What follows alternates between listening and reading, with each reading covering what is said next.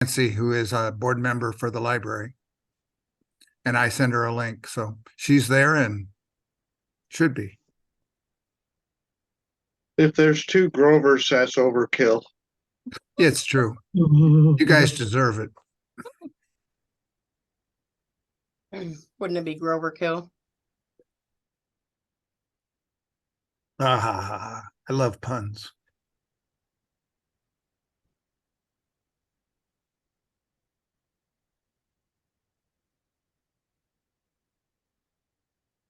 Never heard the term Grover kill, but I am going to use it. Kia, everyone needs to be a panelist. That's the only way we can get everybody on. So please don't say no, because otherwise you won't be on. Everybody has to be what? Everyone is getting promoted to panelists. Yes. Okay, so somebody raised their hand. Someone's on the phone, raise their hand. Could be Shonda. I don't know. Hello, yes, it's Shonda down in California. Okay. It's like Robert again. Hi, Christy.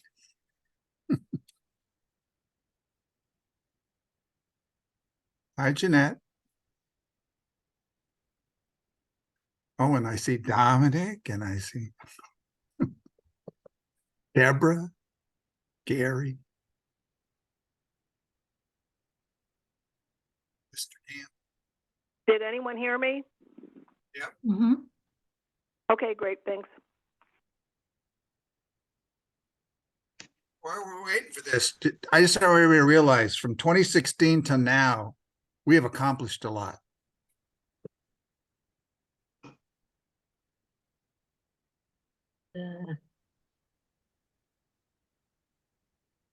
So those staff who are saying they don't want to be panelists, I don't know if you can still hear or not. I don't have your phone numbers. The only way we can get people on right now is by being panelists. That's how we should have been anyway. Yeah, I don't get it. Okay, okay.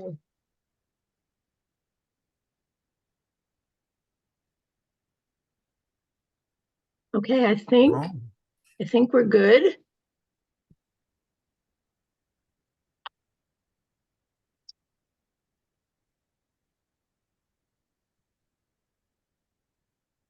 Wow, we have a big group.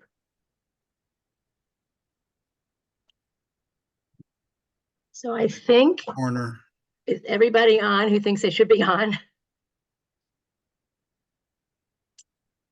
Great. So good evening, everybody. I'm in two roles today. My name is Cindy Becker, and will be facilitating this meeting. And I'm also the acting director of NCPRD. The recruitment just was posted today for a new director. So hopefully we'll have somebody in the next couple of months, but these never go as they're supposed to. So we'll do the best we can. I'd like to have folks from NCPRD and others in the county just introduce themselves real quickly. And I'll call out your name, Commissioner Savas. Good afternoon, everyone. Happy New Year. Paul Savas. Thanks, Jason. I'll jump on next. Dominic Cortinas, Deputy Director, NCPRD.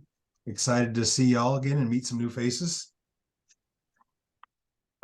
Jason Varga. I am the project manager for both the Oak Lodge Library, Concord property, and Gladstone Library. So good to see everybody again. Jeff? Yes, good evening. I'm Jeff Munns, Cecily County Council, and I'm working on both the library projects as well as the Concord property to work for NCPRD. Great, thank you. And let's see, we have Candy. Hi, I'm Candy Ho. I am the Recreation Services Director for the Parks District. Thank you. Good evening, everyone. My name is Kia Selly. I'm the Planning and Development Division Director for NCPRD. Thank you. Melina. Good evening, Melina DiFrancesco. I do the marketing and communications for NCPRD. Thank you. Kelly and Kevin, you have to have, your name has to start with a K now to work at NCPRD, by the way. So Kevin, I'm Kevin Case. I'm the Parks and Facilities Director for North Clackamas Parks and Rec. Nice to see y'all. Kelly. I'm Callie. I am the financial analyst with NCPRD. Great. So we have a great turnout. By the way, this meeting is being recorded. And folks, just want to quickly raise your hand if you are on the DAC. Okay, so we have how many DACers here? 1, 2, 3. I've got 4, 5, 6 people. Okay, great. And 7. Thank you. And then everybody else, I'm assuming, is on the task force, or you just decided that this is more interesting than the news. So thank you all for coming. And I am quickly going to, oops, sorry, no, I'm not. Okay, let me just do this. Okay, can you all see this?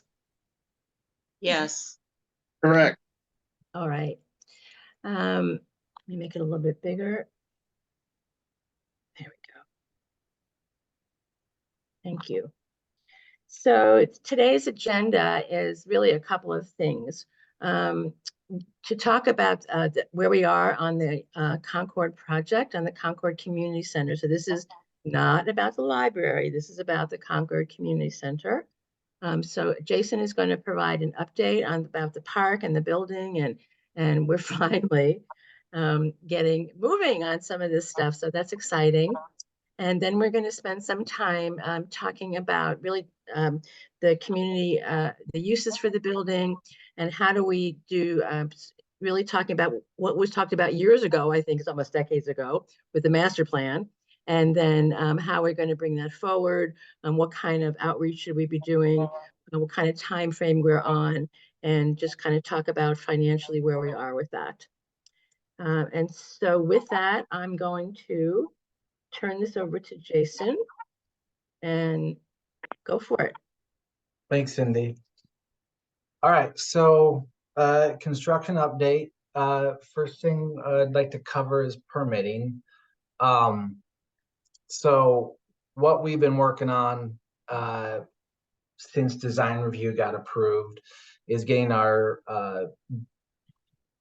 Cindy. Oh, okay. I thought you were raising your hand. Sorry. No, I'm sorry. We've been working on getting our erosion control permit, which is the DEQ 1200C, which is required, and that took some time. We do have that. We've also been working on getting our early grading and demolition permits. And we've just received our early grading permit today, and that will allow for construction to actually start on the project. So we're hoping that next week you'll see a lot of action going on as far as starting with the earthwork and getting things moving along. And then really what's left permitting wise is our main building permit and development permit, and also the building permits for this, for what we're talking about today with the community center. Those have all been turned in, and they're in the process of being reviewed by the county. Playground design is complete. We have a GMP proposal we're working on, just doing some final tweaks to it, but we're pretty close to having that done, and we hope to bring it to the board hopefully later this month or early February is our plan. And that will fit fine within the overall schedule. It'll be in time to build that playground at the same time as the library and the community center. Yeah, this is just a site plan that you probably all have seen at some point, just to show that nothing's really changed from what we've communicated in previous meetings, where We have the community center, which is the school building itself. The library is in the same spot. Playground in the pink. Nothing's changed on that. We've just finished design probably since the last time we talked to you. In the park has stayed the same. So nothing's changed in what we've communicated previously. And within that park, there will be a covered shelter. And in the amphitheater area next to the library, we'll have a splash pad also in there. Ali, did you have your hand raised? Ali? No, I did not. Okay.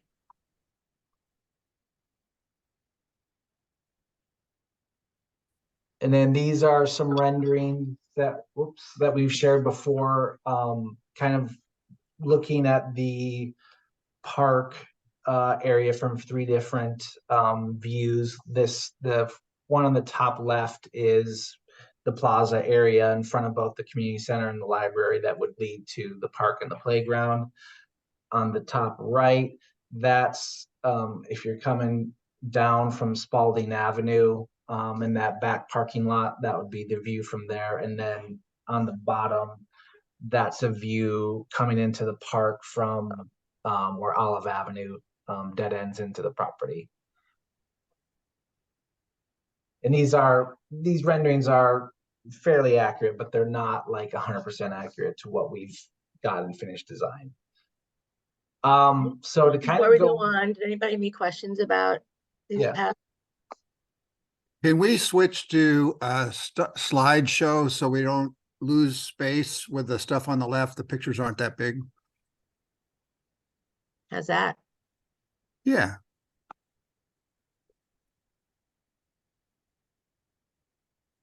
Okay. Anita, do you have a question or a comment? I have a question. Do you want me to save it or bring it up now? Your choice. Okay. Well, going back to the part where it says the splash pad, it says future splash pad. But my understanding is that that got a Metro grant and should happen right away. It's within the scope that we've Okay. been Thank you. approved for, so it's funded. Great, thank you. Hey, I'm not the best on these slides, so you'll have to all bear with me.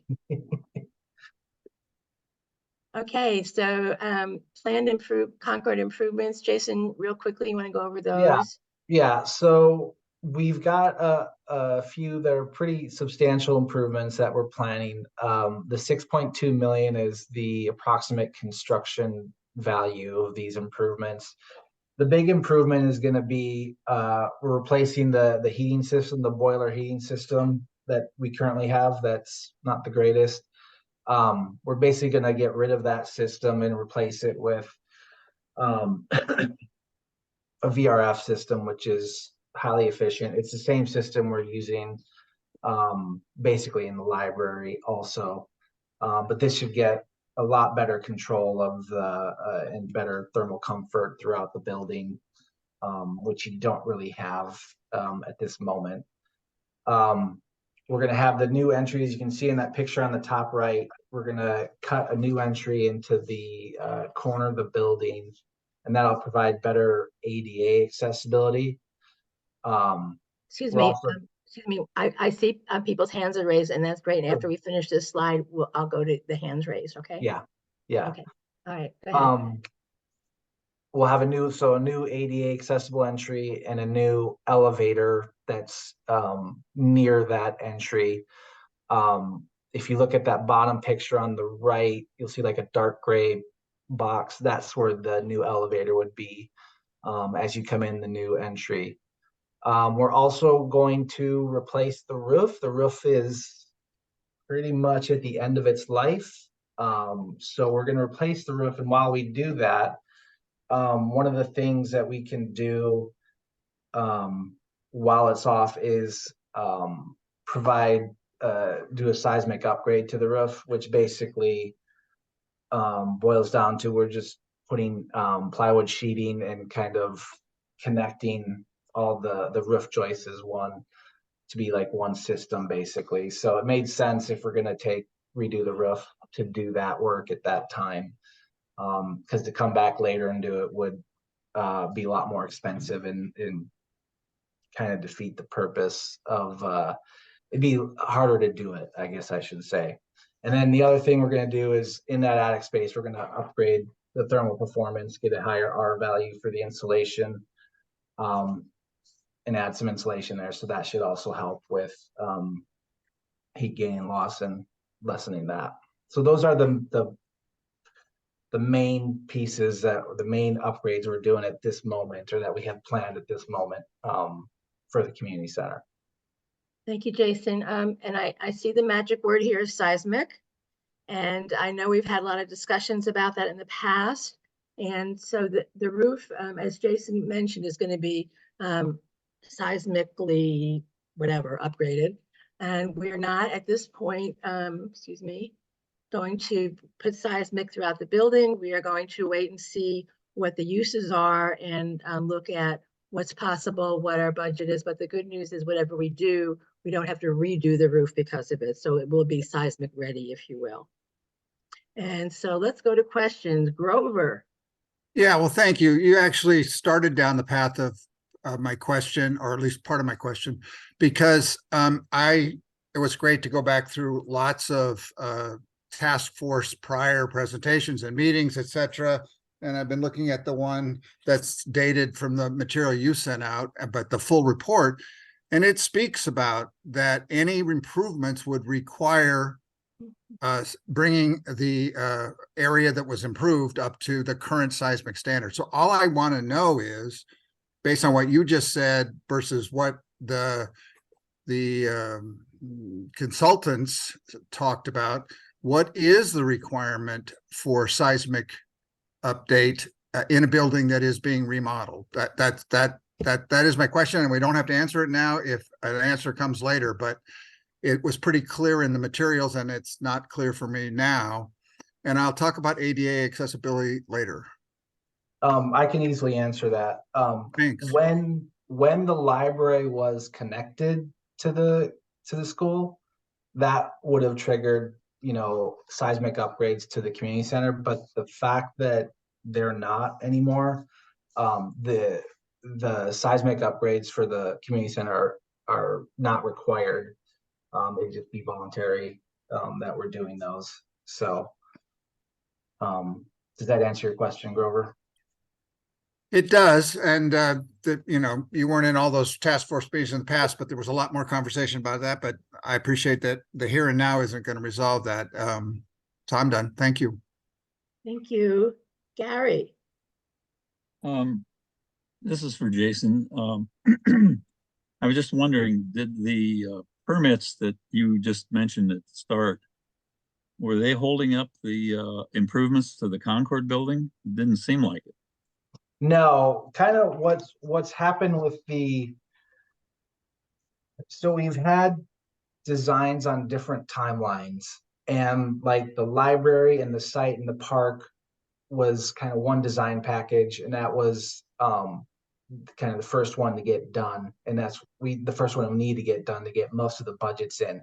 The community center was on a little different timeline because we had to kind of go back and look at what the new scope needs to be with different budgets. So that's kind of why the permits aren't completely lining up, is because we kind of have different design packages for different parts of the project. So the community center itself was just on the design ran a little bit later than the rest of the site, if that makes sense. And that's why we're permitting it separately, because it wasn't included in the original permit application for the rest of the site. Okay. Chip. Say Chips? Yeah. Chips, yeah, you. Chips, sorry. Thank you. This question actually goes back a little because I was looking at these plans and sorry, it's the slide you just showed when it showed the park. And what I'm wondering is, are we really is there an amphitheater? I mean, is there going to be an amphitheater? I mean, this has been discussed for years and certainly did in the library, and we had always wanted to have some space for performances. That looks to me like it's just the plaza, and I think there's a right bench here. there, but is there really a performance space there for theater, for musical performances, for anything? So what we've talked about how to use that's the plan, would be to use it for probably something a little smaller. But what's hard to see in that picture is kind of the border around the three sides that don't feed, that are, yeah, those three sides, is there's some concrete steps, like a couple concrete steps, large steps, where people could sit, and then the idea would possibly set a stage somewhere within an amphitheater and have the seating kind of in front of that stage. It's hard to see on this drawing. We actually have some better renderings that show that amphitheater a little bit better, but so yeah. there is a plan for an amphitheater for performances. I mean, this is what we've asked for a long time, and we certainly did in the library. And I'm just, it looks like that's an extension of the plaza, and they just sort of put amphitheater on it. Yeah, it's actually, there's two things in there. There's the splash pad's also going to be in that space, but the idea is that you could set up a temporary stage in there, and there is some seating around there, that amphitheater, that people could use. So it's not like, so the other side of that, where the park is, that's not part of it. We couldn't use, the park is not designed for performance space or anything. There's no, like most libraries, when they build now, they build actually an amphitheater with them. If there's an outside space, we have just an extension of the concrete walk, it looks like. Jason, maybe you could send me the renderings and we could send them out to folks, since this isn't giving a very positive picture of it. yeah, I can, yeah, we can send you some images on what it looks like in a three-dimensional view, and that'll help give you, I don't think there's anything specifically dedicated as an amphitheater per se, but it can be used. I think it's flexible enough that it could be used in that sense. Yeah. Okay. Jan? Sorry, I'm trying to unmute myself. You just muted yourself. No, you're on mute. There we go. There you go.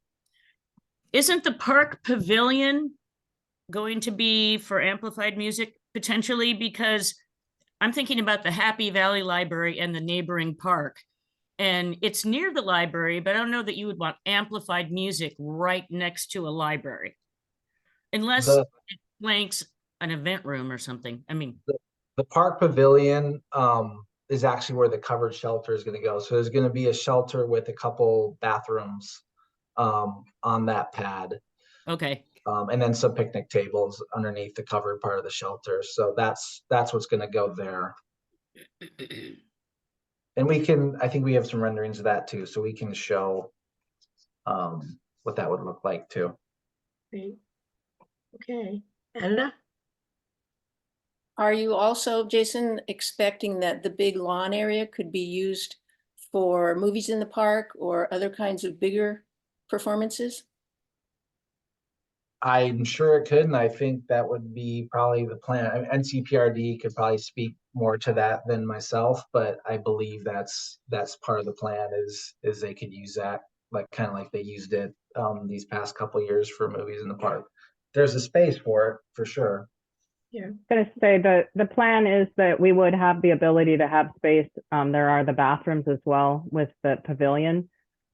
We could possibly do movies. It's possible. You could possibly do a concert there. More than likely, the stage would go down by the playground and use the amphitheater area. And if they pass those renderings, you'll be able to see kind of how that's set up. With the amphitheater, there's like a 2-tier. Is that what we ended up with, Jason? Yeah. Yep. So there's a 2-tier where people can sit, and then there's also the grassy area above that people could sit and still view or stand and see down in the amphitheater area for performances. Thank you, Candy. Jan, did you have another comment? Your hand is still up. No, I'm good. Thank you. Okay, great. Other questions or comments? Commissioner Savas, was there anything you wanted to say? Really, I'm just excited that we're moving forward. So kudos to everyone for helping move this along. So thank you. Thank you. Okay, is this the floor plan here, Jason? Is this the Yeah, it elevator really, going to be? Go ahead. exactly, the new floor plan, but a lot of it's, most of it's staying the same. It's really on each floor on the kind of the bottom left where the new entry and the elevator go. That's going to be where you're going to notice, you know, changes to the overall layout of the building. Otherwise, pretty much every other area is staying the same for now. While, you know, we work through, NCPRD works through the uses and how they want to see this place, the spaces being used. So on the bottom, first floor, bottom left, that's the new entry to the building, the elevator with the red square around it. But then everything else on that floor pretty much stays the same. And if you look on the second floor, we end up building a little storage room around that elevator. And that space will be taken out of, for people who've been to meetings at Concord for like the quarterly meetings of the board of directors. That space will come out of that large meeting room to be able to fit that elevator. So those are really the floor plan changes for the building. So not much. And then a lot of the mechanical scope, a lot of those units either go on the roof, or we're going to end up using the attic space actually to put a lot of that mechanical equipment. So hopefully you don't notice much of a change on that side either, that there's not a lot of mechanical equipment that you didn't see before. Thank you. Grover, you had a question? Yeah, I did. Actually, honestly, you can go first if you want. Oh, okay. I was just going to ask about the kitchen. I know on the last page of this presentation, it says kitchen space for community use, cooking classes, and catering. Is the commercial level kitchen going to be maintained? I think there were discussions of what to do with that space. We haven't figured out what we want to do to get that space up to snuff. It needs a little bit of work, I believe, to be used. And I won't want to speak for NCPRD on exactly what they want to use that for, but I know that's a discussion we've been having of what to do with that space. It's the kitchen is, you guys probably know, is the bottom right on the first floor, next to the cafeteria, the old cafeteria. Yep. Candy or Dominic, have you guys had conversations about that? Yeah, we have talked about that. I think one of the things we're kind of waiting for, Anita, is to get some pricing on that. Commercial kitchens and the state that kitchen's currently in is probably going to have a pretty hefty price tag. So then we have to kind of wait for a little bit of the system plan results to help dictate which direction we drive monies to make sure we're meeting the needs of the community. So it is definitely talked about. It is definitely old, and it definitely needs to be upgraded and or gutted. So, if you want to do it right, it probably needs to be gutted and then rebuilt up. So, but we're kind of don't want to get the cart before the horse. We're going to hopefully use the system plan to listen to what the community wants and needs, and then get together and figure out a way to pay for it. Candy, did you have a comment? Yeah, I was going to say, he said it needs to be gutted. The kitchen is kind of gutted, so there isn't anything in there. We have a couple pieces of equipment we brought down from Hoodview. And so I think we're really kind of waiting on costs and identifying if we have funds to develop and to what level. We'd kind of like earmarked it, like even for a minimum, if we could create some kind of warming kitchen spaces so that it could be a rentable space so people could use it for some food service, as far as with rentals and use of the cafeteria space for community gatherings and things like that. But as far as the actual cost of developing into a commercial kitchen, and again, like we're trying to wait until we get through our systems plan and make sure it's what we need and how much it would cost and how we would pay for it. Thank you, Candy. A gutted kitchen is my kind of kitchen, so I think personally it would be great. So and what I want to talk about, okay, Grover, go ahead before I say something. Go ahead. Yeah, I do. Actually, I just let Anita go ahead of me. The issue around the documentation, if I understand correctly, first of all, I am thrilled we are where we are, and I'm just trying to not have things fall through the cracks that we as a multi-year task force had agreed to and have clarified and are even in some of the documents that both you sent, Jessica sent, and now Jesse sent.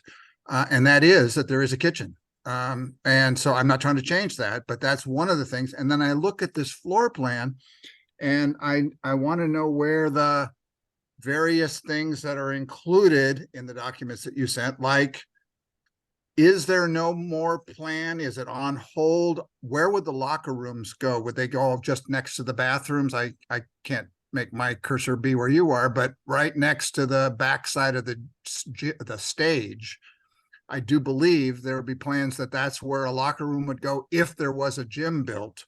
But in all the plans for years and years, there was that. And I'm just wondering if that's being taken into account. And then also the ability to have, we started out with a 19,500 square foot agreement for a library. We have gone down to about 3,000 square feet less, which is fine with me. But it speaks throughout multiple plans about the great opportunity to have the shared space. That was one of the benefits of having the community center and the library approximately co-located. And I want to know where we're putting opportunities for, as an example, the Oak Grove Community Council or the Jennings Lodge CPO meetings to be, where does the DAC meet? Because you just shortened that space and it was already not necessarily big enough. And there's no way to read at the scope of these documents what those rooms are. So I blew it up to 400%, and no, you they're can't. mostly just classrooms. Right. In effect, no change, no nothing. You can do whatever you want in them, but there was this opportunity to have like social services, as an example, not full time, but like, every other Tuesday or whatever, as opposed to making people go all the way up to red soil. So that's where my question lies. And this chart wasn't in the stuff that we got anywhere sooner than today or yesterday. So let me speak to that. You're right. It's not here. We are at basically this project that Jason is just talking about is over $17 million that we're spending on Concord.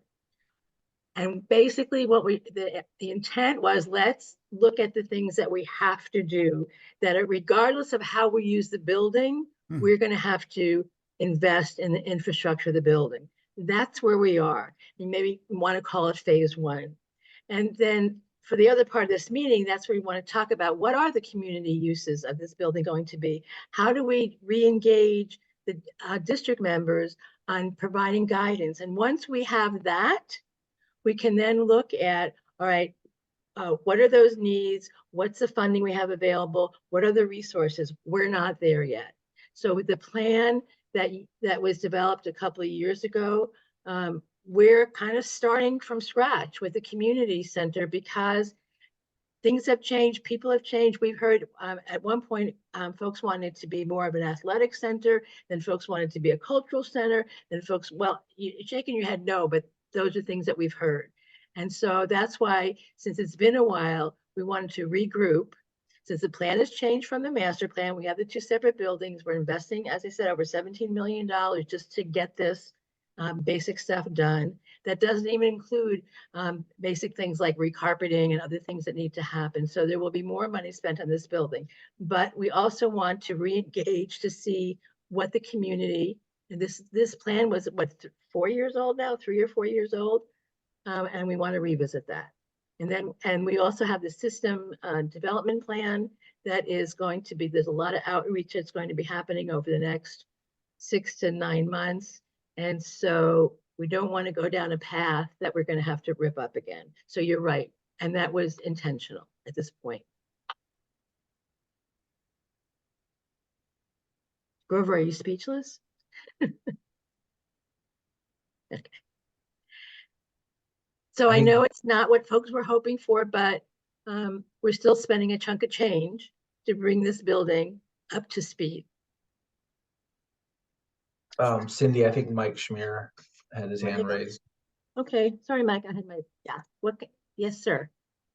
I just want to comment that I'm reassured. I saw something in the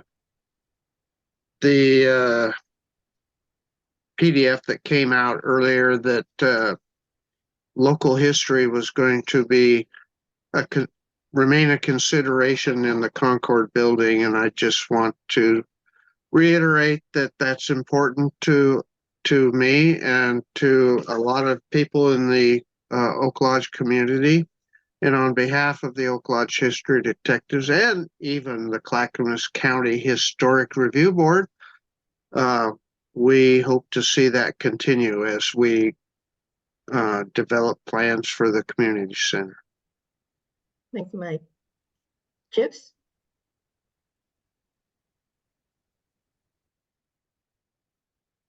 Thank you, Cindy, and thank you, Mike, because I'm spot on. I agree with you completely, and I think it's important. And Cindy, I really appreciate your perspective on this and historically bringing us up to date, because it's been confusing to a lot of people as to what really is happening there.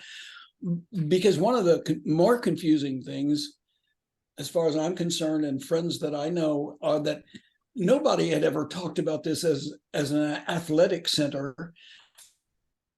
Not the library community, not the CPO community, that we ever heard until basically the last director was hired of the NCPRD, and it was sold to the NCPRD, and then that became part of it. It had always been thought of as sort of, at least, I don't want to say cultural center, but a meeting center, places where people could go. There were meeting rooms where we could have these things like Grover had talked about, CPO meetings and other community meetings, and it's an ideal thing. What I would ask Cindy, what I didn't quite get is this like phase one, and all of those classrooms that I see that are just classrooms ultimately can be reconfigured to larger meeting rooms and other things that we could use as a real community center, or, and if we're looking forward to things like maker spaces, so that we can have places our young people can come and work on and do some 3D printing and some things like that, if we can get it funded. I'm not saying the county should fund it.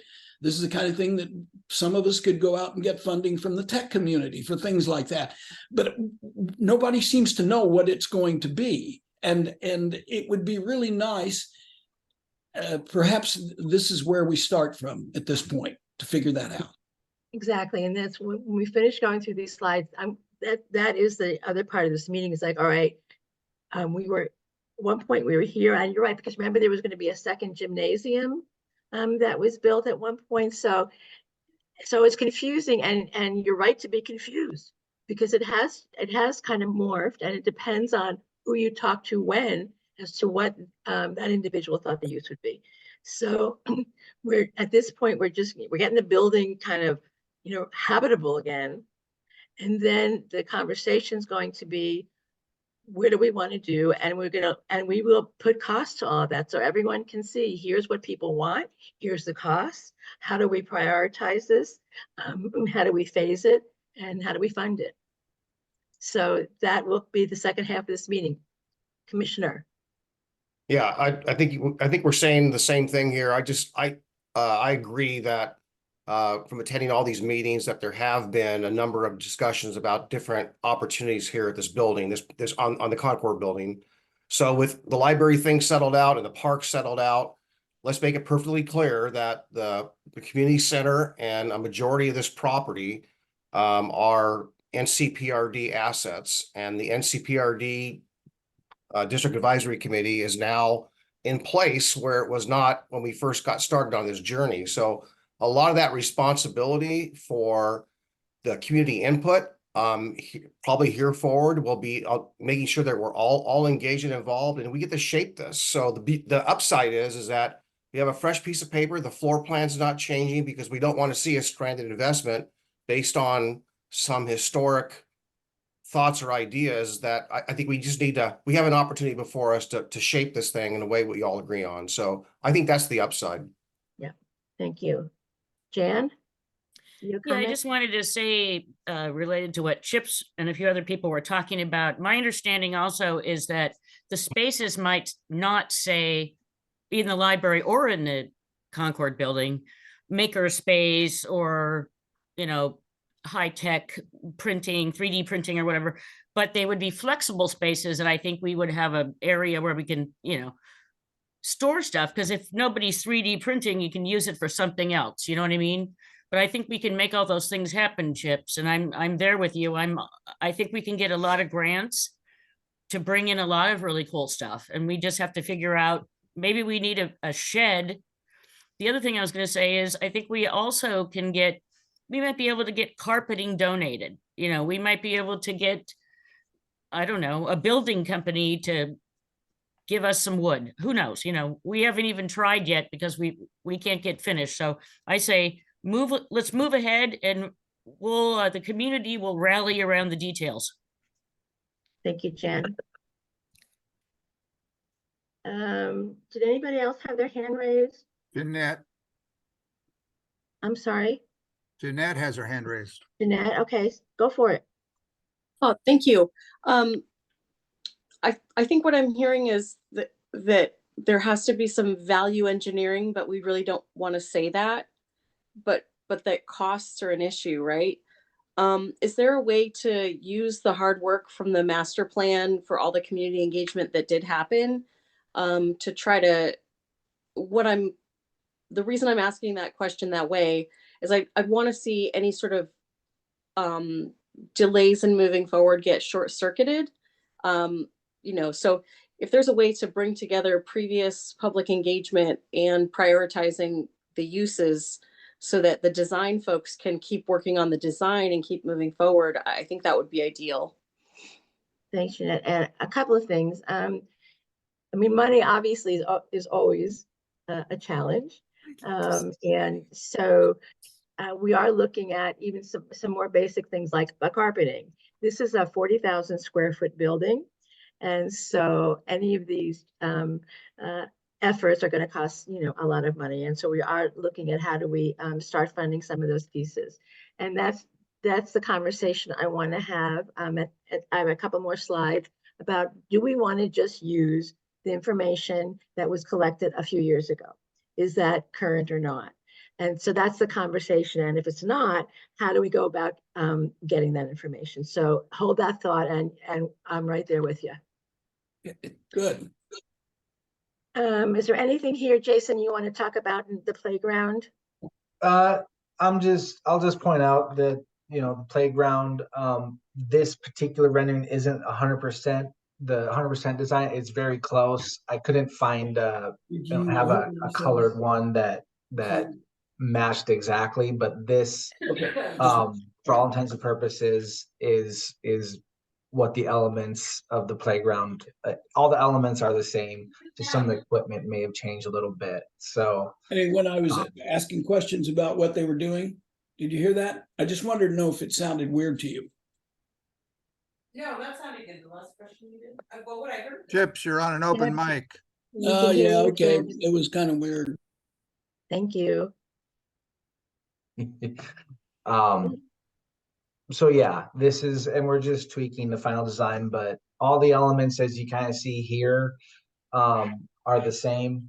And hopefully we'll have that wrapped up and ready to go either later this month or early next month to get it funded. Thank you. And did you have a question? Yes, there was a fabulous presentation of this nature play area a few months back, and it didn't include anything like a day glow green structure with emerald green slide in it. It was really a Yeah, nature. And so I was that's a little not a concerned. final. Yeah, sorry. Those, I wouldn't take those colors as the final colors. It's just an example of like what that play tower might look like with the, as far as what elements are part of it. It's not, none of these are necessarily final colors, so don't take that. And even like the playground itself, it's not going to be like this dark blue tile, then this olive green and, you know, mustard yellow. This is kind of more to show the different elements in it and examples of the different pieces of equipment in there, but it's not, these aren't final colors or anything like that shown here. I believe they have picked them. I couldn't tell you off the top of my head what they are. Thank you. They're going to be fuchsia and seafoam green. Jan, did you have a comment? Actually, I'm here with Martha Schrader, and she has a comment, although she's got a hoarse voice, so I she'll knew lean she in. looked familiar. Go ahead. I have airplane voice. I just got back from visiting my grandchildren in England, and they infected me as well as going on an airplane ride. But the one thing I will say to you is this: in all the years that I've been here, this is the furthest all of this has gone.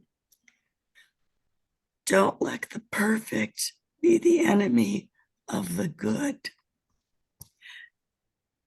We are making this happen, and I've been here since 2003, and we're finally making it happen.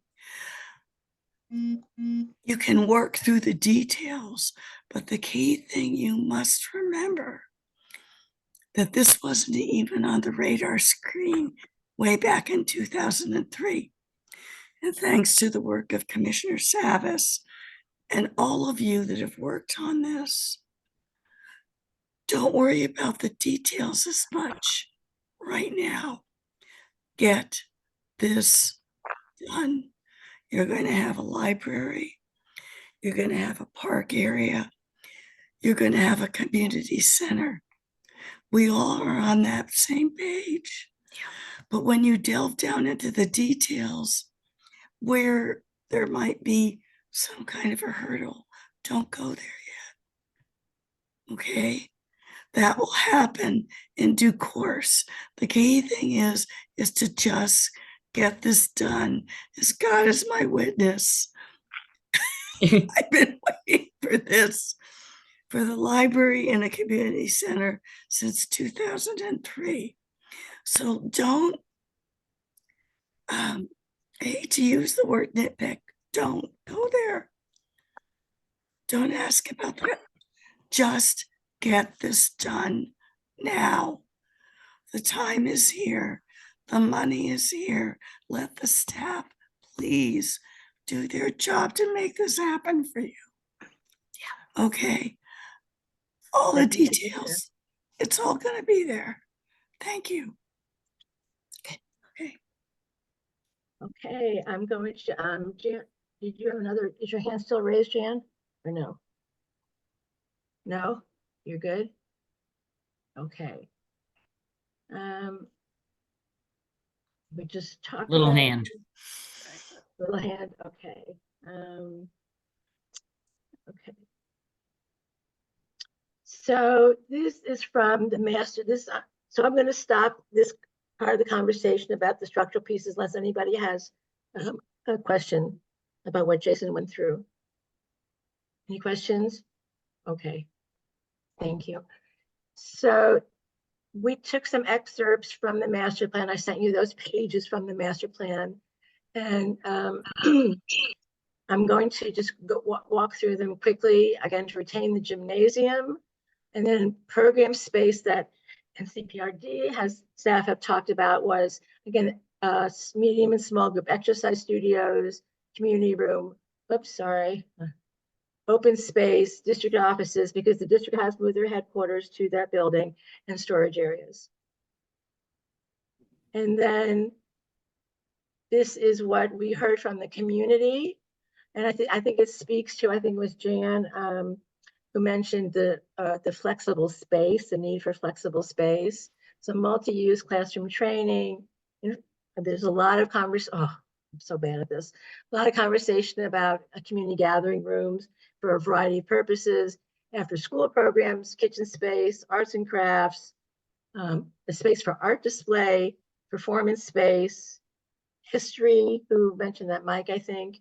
And then again, flexible spaces. We talked about the shelter, teen space, and a coffee cart. So there's a lot. It's basically folks wanted to be all things to all people and to be flexible enough to do that. And I don't know if this group still agrees with that. If this group had, if you all had some other ideas or other wishes. We are right now, because of the construction going on, if there is going to be, if there's something that's a really big deal that isn't talked about here, that we think it's wise to do while the other construction is going on, we'll need to look at that. Ideally, we would want to wait and just keep things the way they are until we have either more community input through the systems planning process, or if this group feels that they have enough input, if the DAC feels like you have enough input. I'm just trying to, and I think it was, I don't know who said it was, Grover, whomever, but there was a lot of voices around this to begin with. People have changed, and we need to, be cognizant of that and not get everything down in stone right away. But I just want to hear if there's something missing from this list, because this is a pretty broad list, but it does speak to the need for flexibility. So, comments, Doug.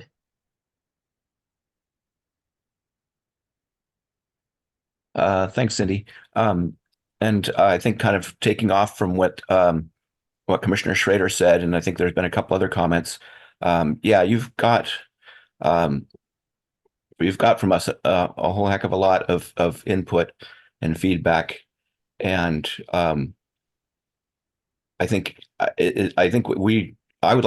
would trust that you would go forward with what you've heard from us, the kinds of input, and that, now I don't know how much has changed as far as what the community wants and what we're thinking, but what has changed, of course, is what NCPRD is actually able to do with the space compared to what we had agreed upon when we finally came up with our approved master plan.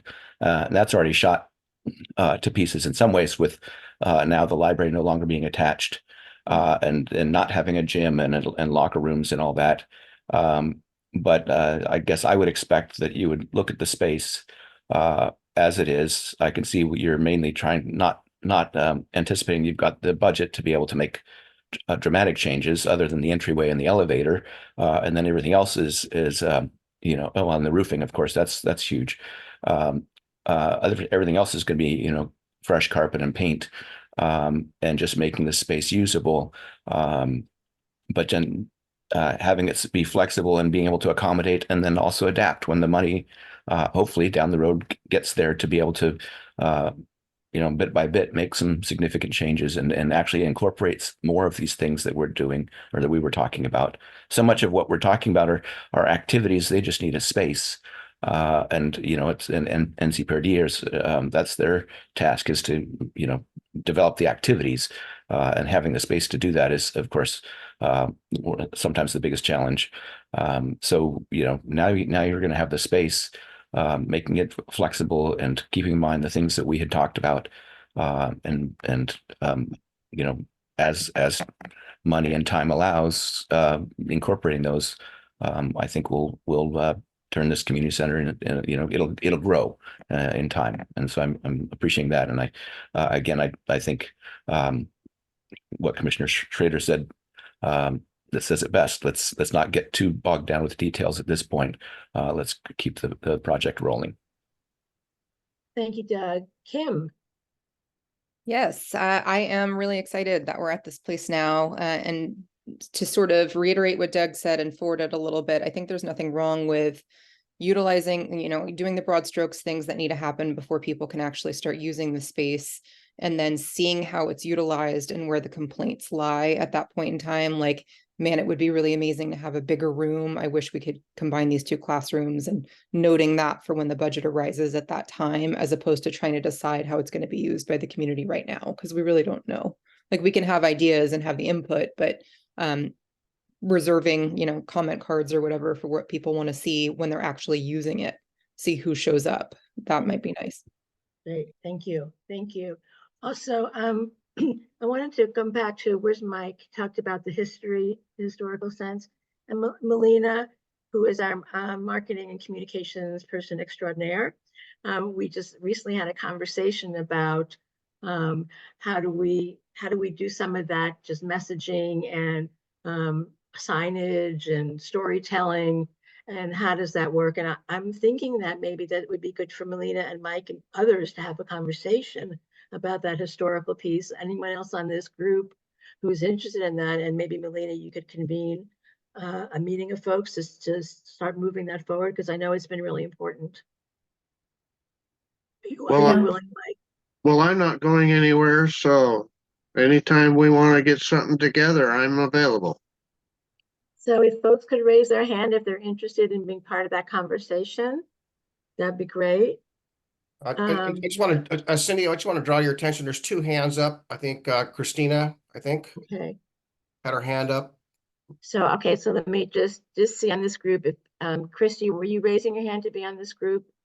Okay, was anybody else? Chips, you were? Clarify what that means when you say the historical group. What do you mean by that? So basically, what does it mean to have that historical preservation? What does that look like? Is it storytelling? Is there are there some pieces of artwork? Are there, what would make that come to life? And what would honor that history? And so, and you all have, I know that several of you have made that a priority, and Melina is the person to kind of head that up. And so there's no reason we can't start having those conversations. Cindy, maybe it'd be good to just ask people to email you if they want to be connected with Melina. People kind of think about it, or maybe even have Melina send an email out to the group with an invitation. You're smarter than me, thank you.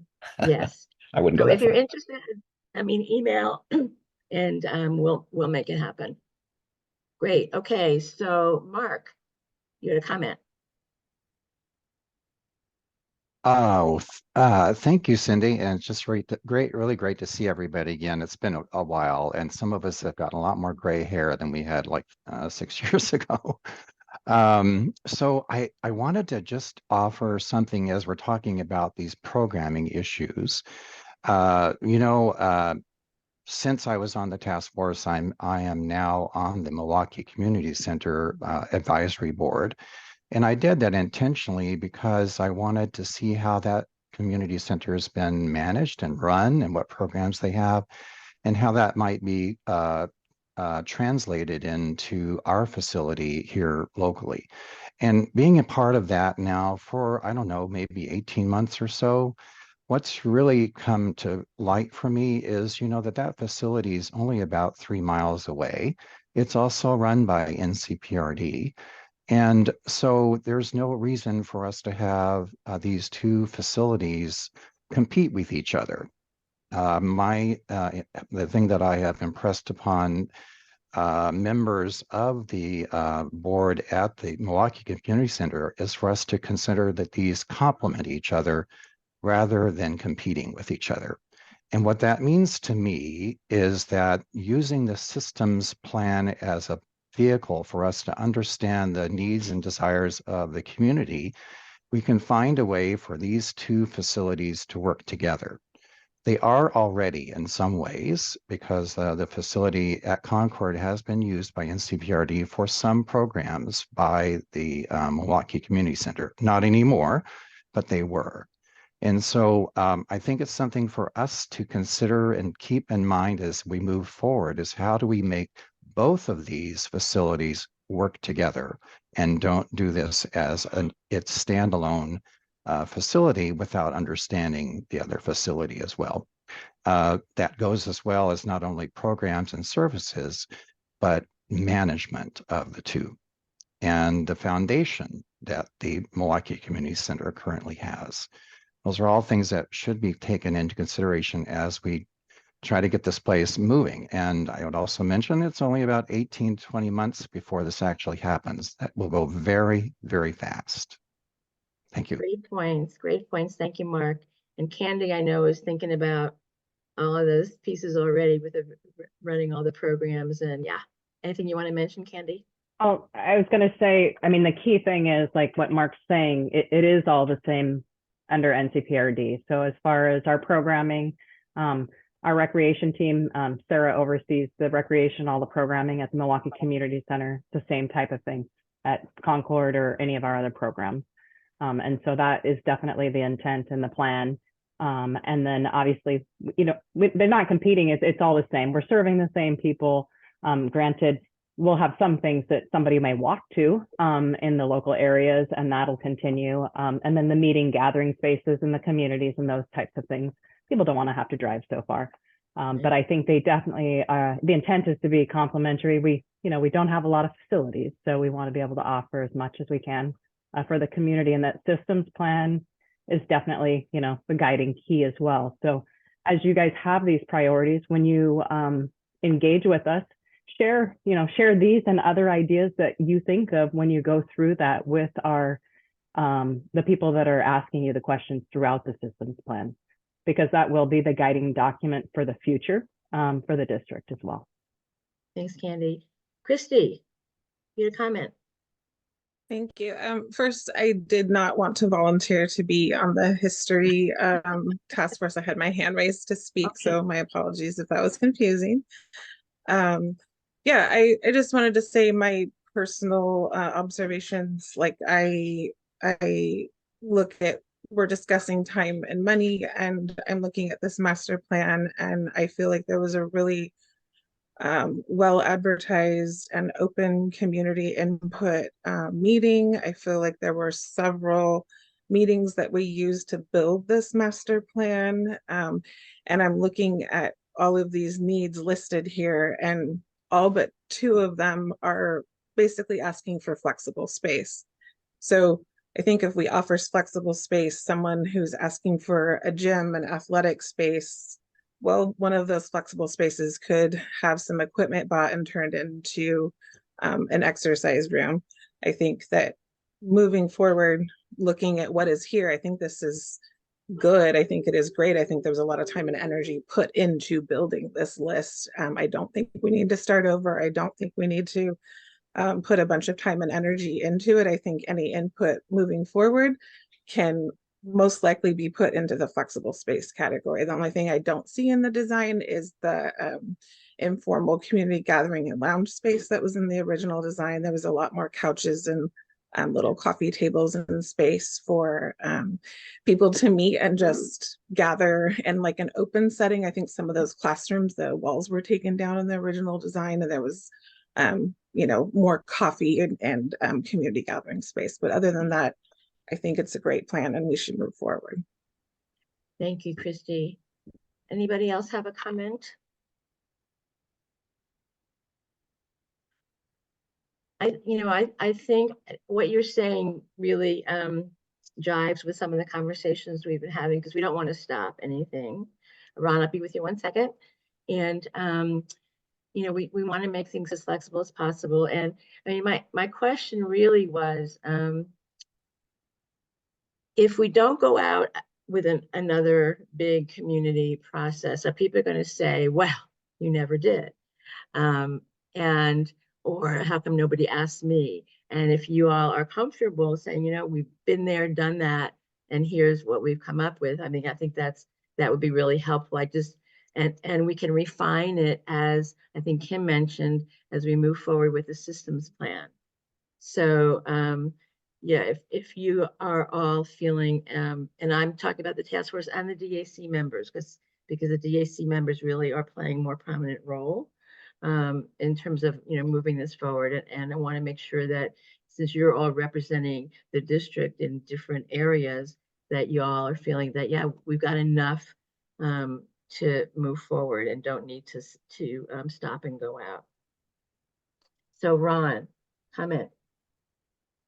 I've got a comment and a question. The comment is basically just underscoring what several people have said already. I think that we've already gathered enough information to guide programming, and that information is not old enough to be outdated. I don't believe so. So I would like to see us move forward with what we have. But of course, you know, at the same time, always giving the public the opportunity to attend meetings and comment on the design work as we move forward. My question has to do with that large gymnasium idea. And my question is, what other NCPRD properties have been considered for adding a large gym of that kind to the district? I realize the district doesn't have a gym of that size, and apparently there's been a lot of demand for one, but my question has always been, why at Concord? And so at one time at least, and I don't know what the current status is, but there were other properties that had been acquired, owned by NCPRD, that were not being used for anything specific in the district that I'm aware of, and have those particular properties been considered for locating a large gym as opposed to the Concord property? So it's a great question. The plan way back when with the master plan did have that second large gym. And I don't know if other places were considered at the time. I don't know of any places now or properties now that could be used for that. And maybe Candy or Dominic know about that. I don't have that information.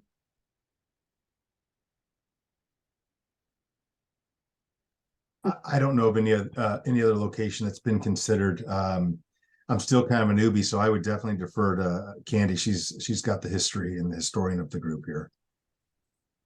I was going to say, as far as the discussions, you know, it was just discussions of possible use at the Clackamas school site or Wichita school site, or a future location. There had been talk about different types of spaces and places throughout the district, and for different use. I think those are part of the conversations that we've had in the past. Okay. Thank you. If I could just follow that a little bit, I remember talking to Scott Archer about this at one time when this was early on, when we first realized that was actually being that large gym was actually being considered as an alternative, and Scott was telling me that he was pointing out that there were league teams that were having to go clear to North Portland looking for a place to play. So once again, you know, my question in the back of my mind has always been, well, if that's the case, well, then why aren't other sites, if they would be suitable in this district, just as, you know, of as much value to that level of use, the league level use, to keep them from having to go to North Portland? You know, they would still be close by. So I can tell that there isn't a good answer right now, but I think that's something that should be looked at. You know, that, you know, I look at this. Yeah. I would just like to add, this system plan that we're having done will really narrow down the needs of the community. And we kind of look at the needs drive the programs and the programs will drive the facility. So I think even though we're specifically talking about Concord, the system plan is going to look at the entire district. So your question, and you'll be part of that system plan engagement. I think those are great comments and questions that you can ask to the people collecting the data. And I think that will then lead us to future conversations about, okay, this is what the community would like. Let's figure out a plan and a cost to execute some of these wants and needs. So I think you're spot on. And I think we're doing the system plan and kind of redoing Concord on a parallel, but the system plan is going to look even broader than just that one property. So we can maybe address some of those questions at other locations like you suggested. Thank you for saying that. Okay, Can I so- chime in, Ron, just really quickly on that? I have a little perspective on that. Sure. So Ron, especially in the Putnam feeder area, there's a great shortage of gym space. The price and cost of the school district charges athletic programs to rent their facilities is astronomical, and it's making it so that programs that are the feeder to the athletic programs to the high school cannot afford to run their programs out of the district gymnasiums anymore. And so NCPRD has been one of the great supporters of trying to create more spaces for local athletic programs that feed areas like Putnam and Milwaukee and other parts of the district that are lower income students. Accessibility is a huge piece of that. My kids had to go to Happy Valley to play volleyball when they were younger because Putnam didn't have access and the programming to support that. So for a student who doesn't have a parent that can drive that far for practices, that eliminates a lot of kids having access to those programs. Thank you. Thanks, Christy. So Thanks, we've got Mark and Commissioner Savas and Christy and Doug and Kim. So Mark. Oh, okay, thanks. I'm going to put my DAC hat on for a minute and just make two things I wanted to say. First, revenue generating programs in our community center are going to be a very high priority. They are at the Milwaukee Community Center and they will be here as well. Athletic programs are a very big part of that. And one of the main reasons I recall that we were going to have a new gym is that it was going to be a huge revenue generator. And so I just want to make that a point that athletic programs are a big part of what we do, and they are revenue generating. The second thing I wanted to say to answer your question, Cindy, about going out again to get further information, there's going to be such a huge community engagement process involved with the systems plan. I think it would be really difficult to have that in addition to another community engagement process for the community center. So I would say stick with the systems plan, get the information we need from that, and tailor what we ask the community so we get the information that we need in order to complete that. I'm also have to tell everybody I have to leave here in about 5-10 minutes, and I'm really sorry I do. And I want to thank everybody who's here for participating. This is a great discussion. Great. Thank you, Mark. Appreciate it. Commissioner Savas. Yeah, the question I have, maybe it's for Jason or Dominic, but what I heard so far during this meeting several times relates to a meeting space. And as we've had the DAC meetings, the quarter, or I guess the monthly DAC meetings in the school building across the hall and down the hall from the gymnasium. So that room, Jason, as you explained it, that area would be partially occupied by the elevator. So it was barely big enough really for the meetings as it was. So my question is there a low cost opportunity to take a wall down or something to make a larger meeting space without incurring a lot of cost? And I think that's the only thing I think that is that we all anticipated out of this property. The entire property was, whether it was a joint library or a separate library and a separate concourse, was meeting places. And I know that some of these rooms can be used for small meeting places, but in lieu of using the gymnasium as a meeting space and putting up chairs, which is not the same kind of a thing, but I just wondered if that was something that we can at least look at in the short term to see if it's feasible. Yeah, I mean, I can speak to that. We could for sure look at it. I know when we had the initial plan, when when we were like gutting the whole building, I know when they looked at meeting rooms, I think one of the issues with like taking out a wall between the classrooms is it felt like it was a narrow room, like we didn't have the width, but it's definitely something we could still look at, where if we took a wall in between two classrooms out, it probably, just see structurally if it'd be much to, open that up. But it's definitely something we could look at if we just have to figure out, what area of the school we think would be the best use for something like that. But that would probably be easier than trying to make the rooms wider and into that hallway, for sure. But hopefully that answers your question. We can definitely take a look at it and see if there's a way to make those rooms longer, at least by taking one of those walls out in between. Or even putting one of those slider things where you can open it up or shut it. I don't know what they're called, but yeah, slider things. Yeah, Yeah, that's what I was going to say. Okay, thank you. Doug. Just first of all, real quick, as a follow-up on that, that diagram that Cindy just had up, you can see, where this task force had originally met when we were meeting in person. That's the former library of the school. It's a fair room, and yes, it's going to lose some space, it looks like, when they to accommodate the elevator. But the space that was the cafeteria downstairs is larger still, and then of course the gymnasium is even larger still. Again, what we've got here is flexible space. And so there are the possibilities for meetings or events of a larger scale are all there to some degree. Yeah, I think the idea of taking out a wall between a couple of the classrooms, that gives an additional spot. Like you've got two spaces that would be maybe wanting something the same size as the library, but the library is already in use. That former library space, there's all kinds of things. So again, creating flexible space, I think, is key. As far as the adding on the large gym, I think one of the things that we and NCPRD were thinking at the time was that here's a project in motion, and things are happening, and tacking a gym on here was a good opportunity. It seemed like a good opportunity, or a possibility, maybe should say, at the time. And so I think that's why it was being looked at in that way.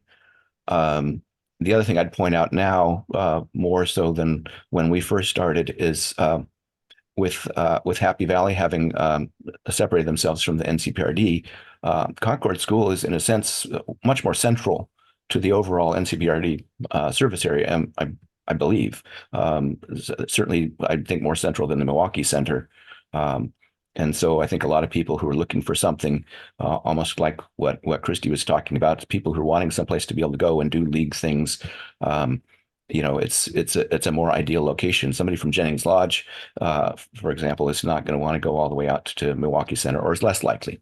I mean, sure, it's way better than if having to go to North Portland if you're stuck with an option like that. But I think I can understand NCPRD wanting to really maximize the potential of this space, along with what Mark had said, complementing what's already happening at the Milwaukee Center, and seeing what can be done to serve the entire NCPRD service area.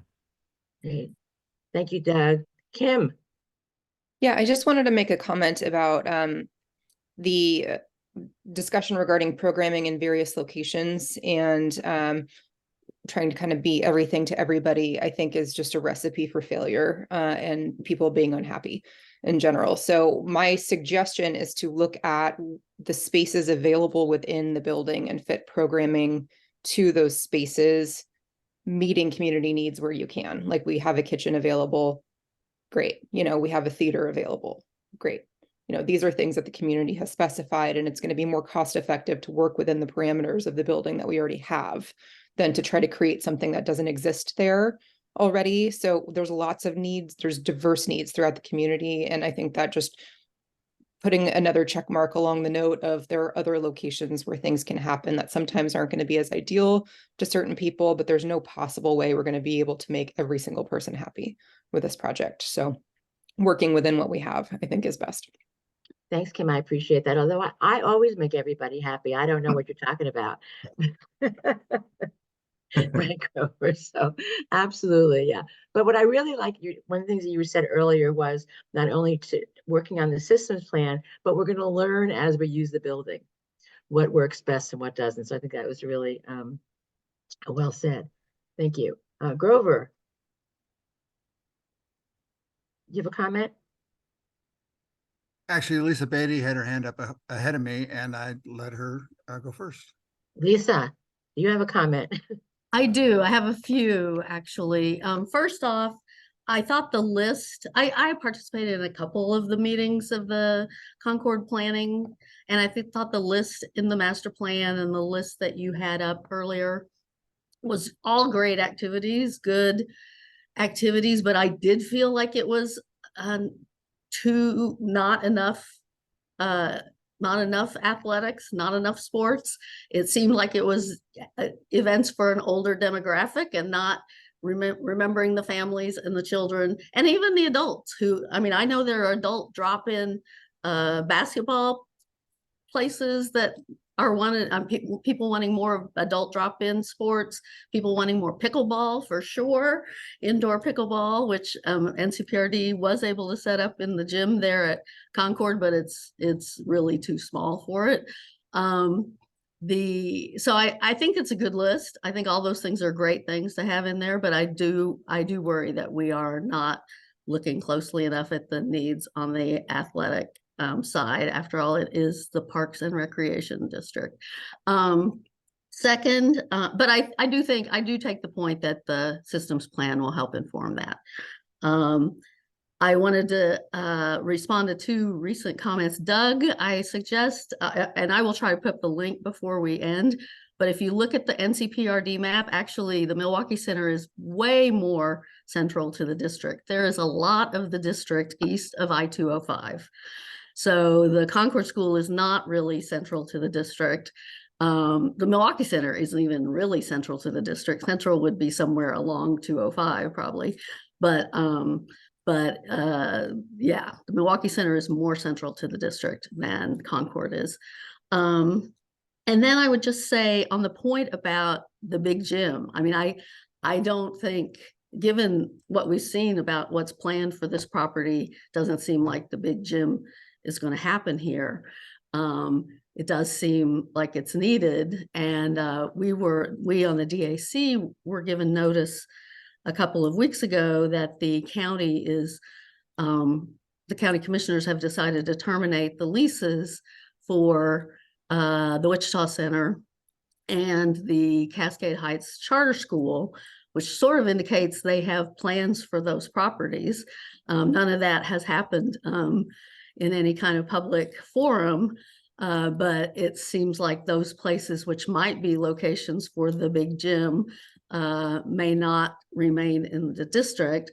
And I just wanted to, I looked up back when the Parks District acquired those properties in the big swap, what they called the strategic partnership with the school district. It was said that there would be public, and I'm actually going to quote from the website. NCPRD is dedicated to a thorough, inclusive, and transparent public engagement process for the development of new parks and facilities. Extensive public outreach processes will take place to allow all district residents and interested groups to take part in shaping the vision for these buildings and surrounding properties. So I hope that that's going to be lived up to by our county commissioners. I'll just say that.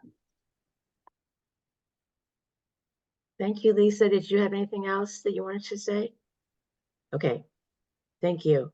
Let's see, Allie or Grover? Yeah. So I just pointed out that Lisa had her hand up. So, but I'd really like to agree with Lisa as far as centrality,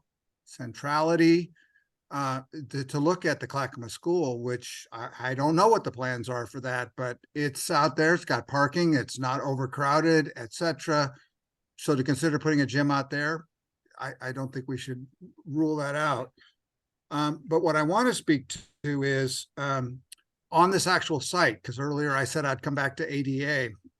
On this site, we have 3 facilities, which we have done a great job with a kids' playground to make it universally accessible. But I want to talk about, is the site universally accessible?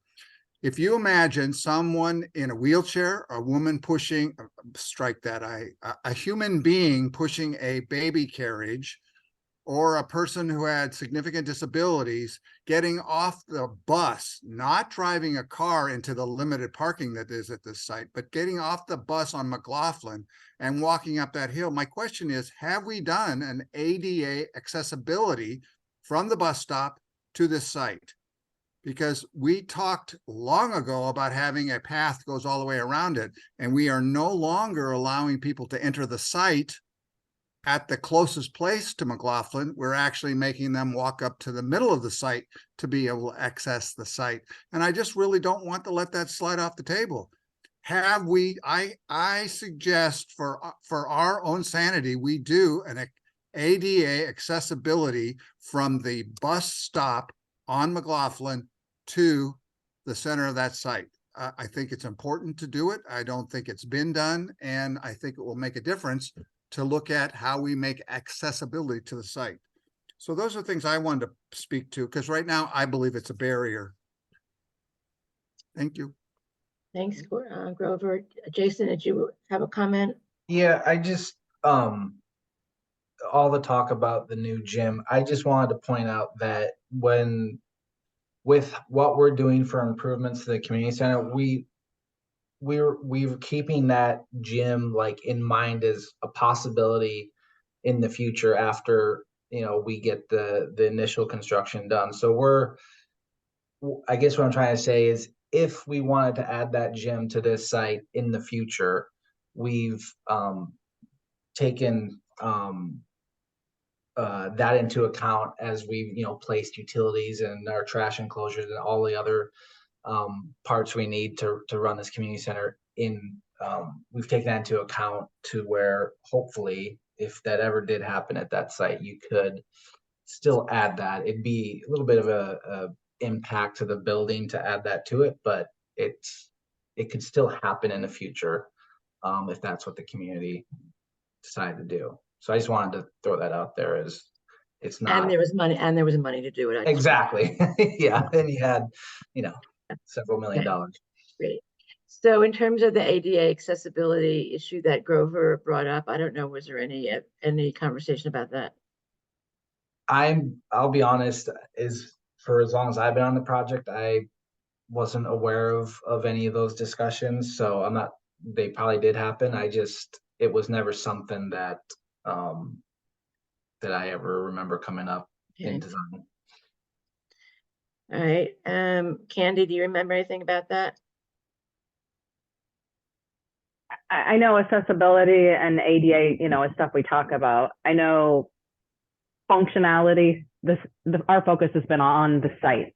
And so like roads and transportation and that type of thing isn't necessarily, I mean, I know they talked about buses and bus lines and things like that had been noted, but I don't know about like talking about improvements or of the sidewalks and streets and things beyond the property. Right. Allie. Thanks, Kenny. Well, first, I just want to say thanks for all the hard work. I know that I joined the DAC a little bit later after all of the hard work that all of you have put on. So thank you for all the time and effort that you guys have put into this project.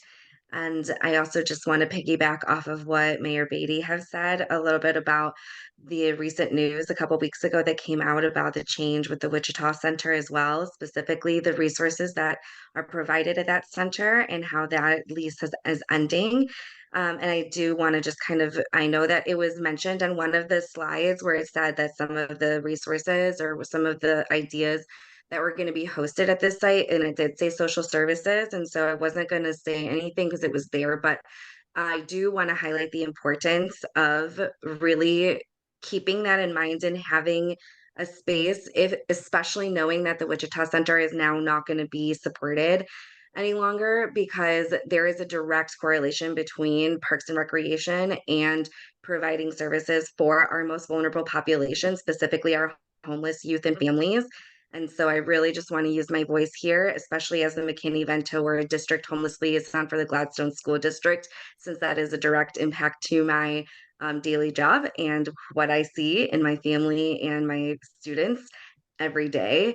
That is something that we strongly take into consideration and prioritize at this Concord site, is to create a really rich opportunity for our most vulnerable population to have access to social services, like all of the resources that they need, and then also have direct access to our parks and recreation and what our county can and our parks and rec can provide, especially having it right there hand in hand, since there is a direct correlation between supporting and creating opportunities to get out of the poverty cycle and be successful in their lives. So that's what I wanted to say. And I hope that we really do create that space and perhaps consider moving those services from Wichita Center into the Concord School. Thank you. And the county is very supportive of the services at Wichita Center. And so we're having a variety of meetings with folks over the next couple of weeks. It sounds like that would be an easy place to move it to.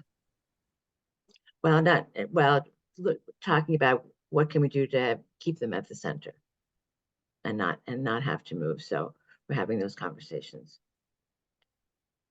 So it's after 7. And I don't know if there's anything that folks want to have a final comment. So the two things that I heard takeaways, one is that flexible is good, flexible space, and we need to rely on the system development process for additional input. However, there was a lot of input and a lot of thought that went into the original input, and folks feel that is still relevant. So we don't need to start yet another process outside of the system process. Did I hear that correctly? Okay, so thank you all. Again, if you're interested in getting involved with the historical messaging and memories and however, I'm not really good at that, but you know what I'm saying? What Mike talked about, please send me an email and I'll make sure that I get in touch with you and with Melina. And I really appreciate your time and effort. And as Commissioner Savas and Commissioner Schrader said, this puppy is moving forward. So this is a great thing. And so it's a great way to kick off the new year. And thank you very much for your time and effort and appreciation. With that, color us done. Take care, everybody.